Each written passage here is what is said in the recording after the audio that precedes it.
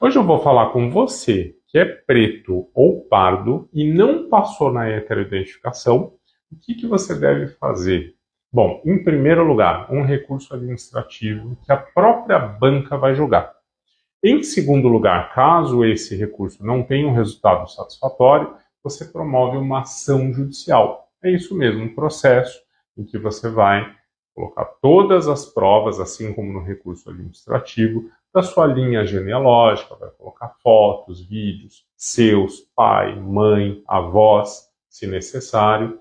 E é muito importante que você faça isso através de um profissional especializado em concurso público.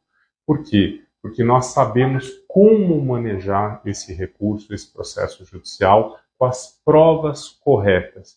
Então, meu recado é o seguinte: não desista porque você não passou nessa fase. Vá atrás dos seus direitos.